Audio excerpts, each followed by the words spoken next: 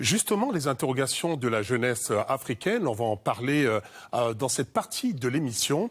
Diarra, je vais vous demander de me rejoindre car vous allez nous parler d'une jeune entrepreneure ivoirienne.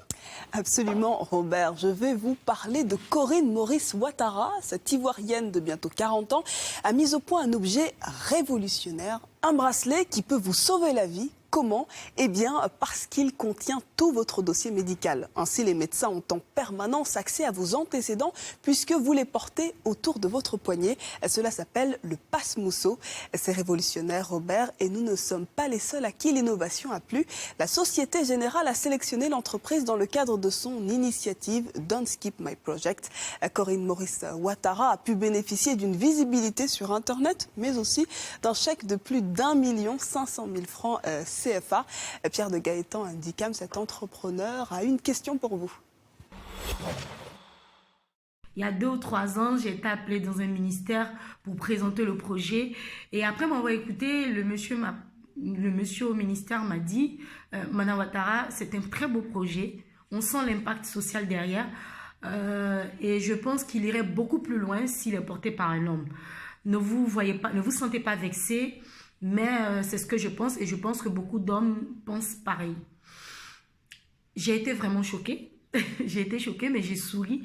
Et je lui ai dit, comment est-ce que vous pouvez vouloir faire la promotion de l'entrepreneuriat féminin? Comment est-ce que vous pouvez demander aux femmes d'être autonomes quand vous voulez les réduire à un entrepreneuriat de première nécessité? Pourquoi est-ce que les femmes ne seraient pas capables de rêver grand? Pourquoi elles ne seraient pas capables de transformer le monde?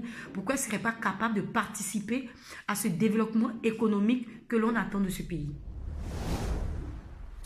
Les femmes, malheureusement, confrontées parfois à ce problème. On évoque souvent la question du genre, mais oui, les femmes ont plus de difficultés que les hommes parfois à porter ou à se voir accompagner dans leurs projets. Oui, bien sûr, les femmes ont en effet beaucoup plus de difficultés, donc justement beaucoup plus de défis à relever. Et il est très intéressant de voir comment Madame Ouattara a réagi, n'est-ce pas, face à cette opposition de ce monsieur du ministère. Et c'est la manière avec laquelle, effectivement, les femmes africaines se reprennent en main. Donc, face à ces difficultés, les femmes ont décidé, justement, de prendre l'initiative. Donc, c'est cette initiative historique féminine africaine. Mais qu'est-ce que vous pensez, célébrer. vous, monsieur Ndikam, de la réaction de ce monsieur du ministère? Je crois qu'il y a effectivement un schéma de pesanteur culturelle qu'il ne faut pas nier. Il y a une dimension d'éducation, comment on est éduqué. Un machisme entrepreneurial. Voilà, et puis l'entreprise, c'est aussi un lieu de pouvoir.